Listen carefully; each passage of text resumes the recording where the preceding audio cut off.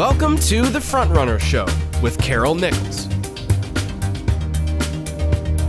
Hello, I'm Carol Nichols, the host of The Frontrunner Show here in Dallas, Texas. And today I'm pleased to have as our guest Joel Bagnal, CEO of Vericlave, a frontrunner in cybersecurity.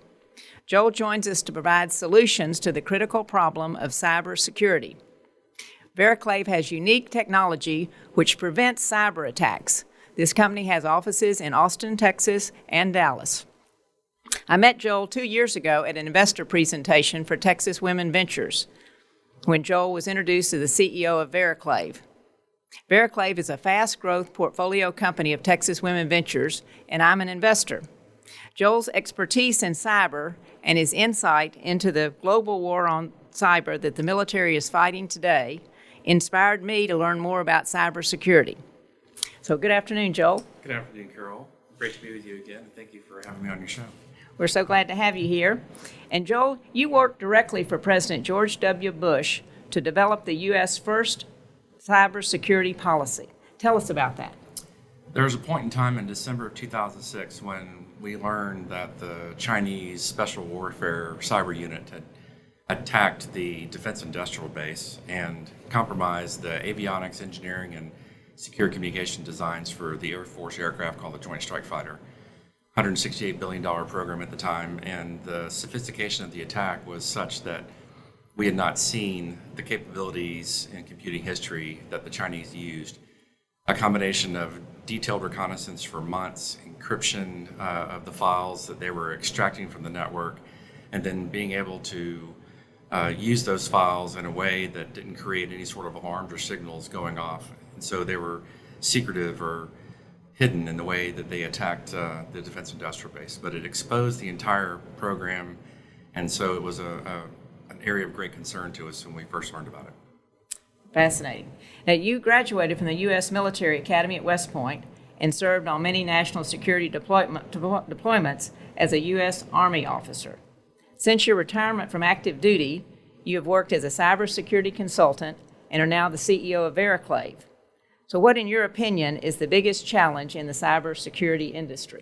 There's really three things that are challenging the cybersecurity industry today. One is that cybersecurity companies, the providers or vendors of solutions to corporate America, are mostly focused on point solutions. And what companies need are comprehensive solutions that can solve full spectrum of challenges in cybersecurity.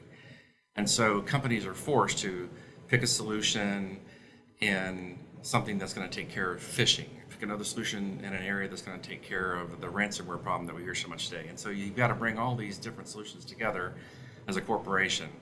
And so that's one major area of concern, is that we need to have a consolidated, comprehensive set of solutions that corporations can go to and use that are reliable and effective. The second is that most of the solutions in the cybersecurity industry today are responsive in nature. So the threat has already imposed itself on the corporate network, and the solutions that are being used are responding to that threat. So they're identifying through signatures that a threat exists, and then we respond to it, mitigate the threat. Whereas solutions ought to be preventative in nature. They ought to keep the bad actors out of the corporate networks. And the third is that there are technical advances that have been made that can prevent bad actors from entering the network, and we're not availing ourselves of the tools that are being used in a significant way. And one of the areas where there's significant vulnerabilities are in the critical infrastructure of the United States: water treatment facilities, manufacturing facilities, oil and gas. And we need a solution that's going to be able to deal with those legacy networks in a more effective way. Okay, thank you for that insight. And so with regard to our critical assets, what are the most significant threats or disruptions that we might anticipate? So the Director of National Intelligence for the U.S. government publishes an annual threat assessment. Cybersecurity for the past few years has been at the very top of the areas of concern for threats to our national security.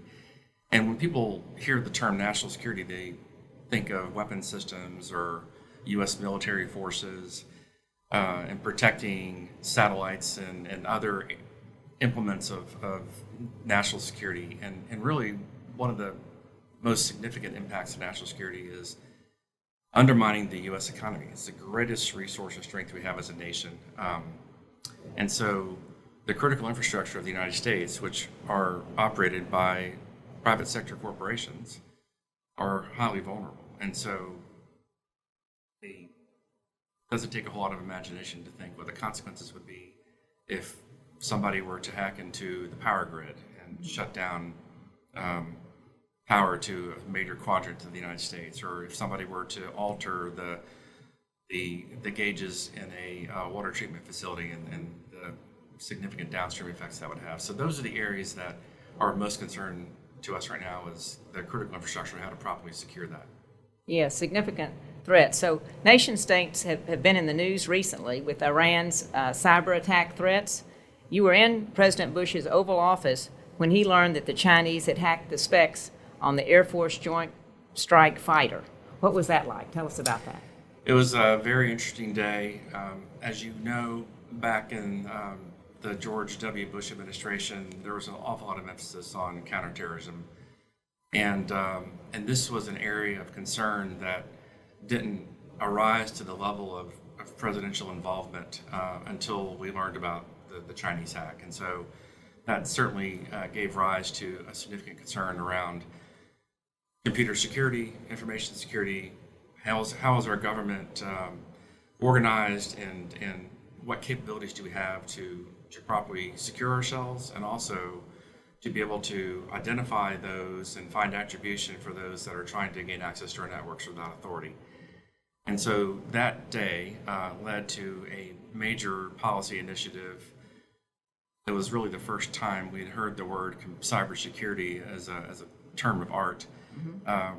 And we had to pull together the full resources of the U.S. government to deal with the vulnerabilities that we found out about as a result of the Chinese attack. The other thing we had to do was we had to rely heavily on expertise from the private sector. IT, information technology, and information technology security is not something that at that time the government did as an inherent government function.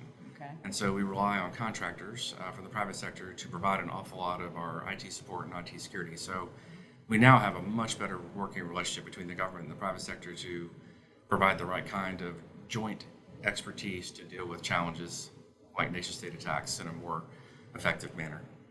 Thank you for that insight. I'm sure that some companies may think that cyber attacks, especially from nation states, aren't going to happen to them, that it's a government problem, or that they're too small or middle market companies shouldn't be worried. But what's your insight on other companies' risk and vulnerabilities? It's a major challenge, and cybersecurity has been in the news an awful lot in the past several years. And so understanding awareness of cybersecurity challenges is better at the executive level, but not where it needs to be for decision makers at the board level and at the executive level of most corporations to make the right kind of decisions about cybersecurity. We need security to be a part of the company culture, and we need cybersecurity to be part of the ongoing risk assessment that companies do every day in terms of financial risk, reputation risk, other risk factors in the market from an economic perspective, but there's also security risks that need to be put into the equation. So education of senior executives is one major area, but also we've had this so much exposure to cybersecurity lately that there's a little bit of threat fatigue that's taking place. And so there's no way that a nation state is concerned about my company mentality, or it probably won't happen to me mentality. And that's unfortunate, because the sophistication of the tools that are being used to access networks these days are not only tools that are used by nation state actors, but they're tools that are readily available on the net for a whole variety of actors to use. So it's important that companies appreciate that, understand it, and put the proper protections in place to protect against those kind of threats. Yes, yeah. It's not just the nation states or those countries that have a budget, but bad actors. Doesn't cost a lot of money to be in the cybersecurity hacking business. That's correct. And they can be relentless. So what led you to Vericlave, Joel? I was consulting for a private equity firm at the time that had an interest in investing in cybersecurity, and Vericlave was one of the companies that I was asked to take a look at, and I did. And I was very fond of the solution and the effectiveness of the solution. I have been involved in cybersecurity for almost 2 decades now. And one of the challenges we still have is that our solutions, especially on the commercial side of the cybersecurity equation, aren't as effective as they need to be to keep the bad actors out of our networks. We're still in that response mode that I was talking about earlier. And we're putting more investment and more research and development into cybersecurity, but we're not at the point where we're building the right kind of defenses and keeping bad actors out of the networks by focusing on prevention as a design principle. Okay. And so how does Vericlave prevent attacks? What's the We secret use a sauce? combination of encryption, key management, and securing information through isolation and containment, and separating the management plane from the data plane in networks. And we start at the very perimeter of a network with a device that is pre-provisioned with only those that corporations or our customers are allowed access. People that are pre-provisioned, or companies or devices or other networks in that perimeter device, will be allowed into the network. Those that are not pre-provisioned will not be allowed access to the network. And not only will they not be allowed access into the network, but our device will not even respond to the request for information to gain access to the network. We hide, in essence, or conceal the entire customer network behind our solution. That's very, very innovative. So a hacker can't hack what they can't see. That's exactly right. So give us some more insight to this stealth technology in layman's terms. What's actually happening that allows Vericlave to hide the signal and to be so stealth-like in your cyber prevention strategy? We block access unless you have already been given rights to enter into the network. And then as soon as we block access, we also create a secure tunnel or enclave that allows those that do have permission to enter the network a secure route to which they can provide their data stream or their information into the customer network. And then at the network core is another device that we use to create the key generation, key management, and the encryption part of the solution. And then we can increase or decrease the level of the encryption and the key generation and key management in a way that matches the risk profile of the customer that we're serving. So if you're a financial institution and do billions of dollars of transactions a day, naturally you have a very high risk profile. If you're in the home supply business, you probably will have a little bit of a risk profile lower than the financial industry that we just talked about. But this product that Vericlave has, is it applicable for all sizes of companies, or give some insight on the type of company that should be seeking out a Vericlave solution?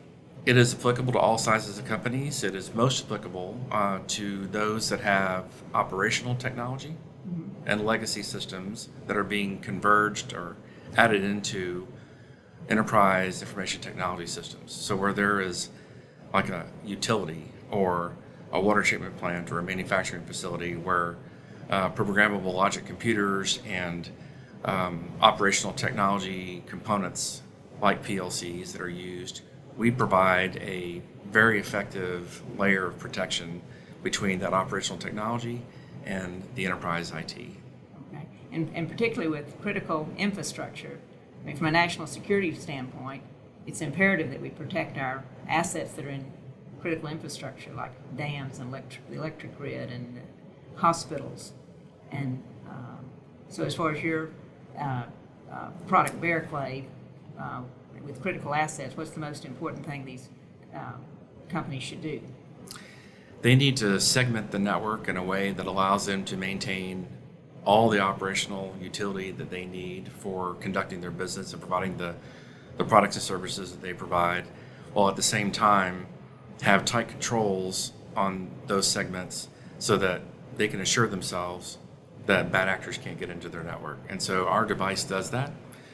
We are not a competitor to the cybersecurity solutions they have in place, but we're another layer of the right kind of defense that should be applied to critical infrastructure operators.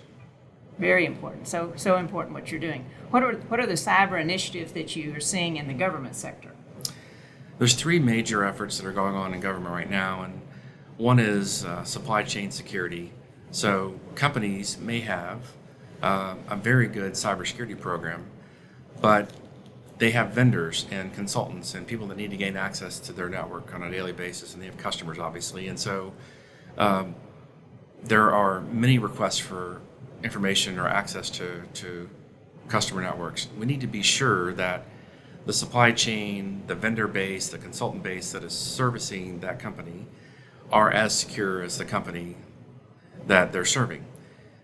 And so in order to ensure that the components and the services that are being used in large corporations today are secure, we have to take the standards and the approaches to security and make sure that the entire supply chain is using all those right techniques and right practices and right tools. And that's a huge undertaking, but it's something that the government has identified that is important and needs to take place in order to have the right level of security. The second is that there is a large effort going on right now with identifying emerging technologies in research and development. We have fallen behind in a couple of key technical areas of advancement, one being 5G and 6G. Mm-hmm. And so bolstering our innovation and research into emerging technology areas is another very important effort that's taking place. And then lastly is developing the right standards and educating corporate America in a more comprehensive way about what cybersecurity really means and helping to make sure that everyone is using the right practices is another major undertaking of the U.S. government right now. Okay. And I've read that there's some vulnerabilities with cameras. Talk to us about what Vericlave can do to help make cameras more secure. For a long time, the physical security of facilities or buildings has been considered a separate function than cybersecurity or computer security. And with all the devices that are being used today in physical security information management, cameras and sensors, those all have an information management component to them as well. And so cameras and sensors have vulnerabilities associated with them. So it is not too difficult to hack into a camera system, for example, and then the next thing you know, you've got a bad actor that has the ability to see everything that the physical security operators can see.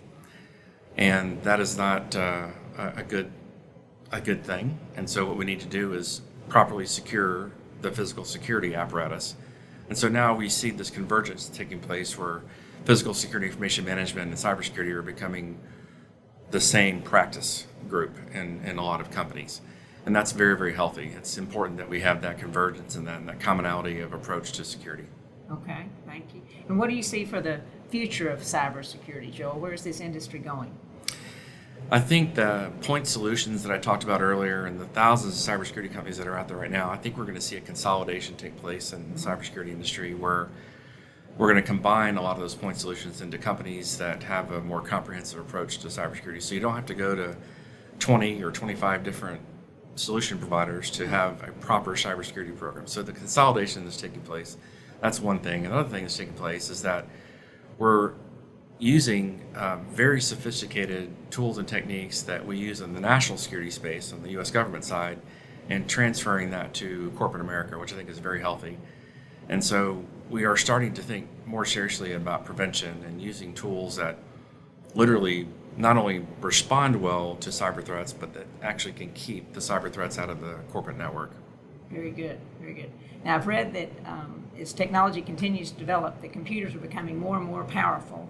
And the latest is what they call quantum computing, that some people fear is going to put companies at more risk because of these quantum computers can grind through encryption and perhaps break into companies. So does Vericlave have a strategy to defend against quantum computing? We do. We have a technical roadmap right now that takes the solution that we have today that's highly effective, that won't be effective in the quantum environment, and keeping it on par with hypercomputing and quantum computing as that technology develops. And so our goal is to have an output of our solution that will be quantum resistant in the next 24 months.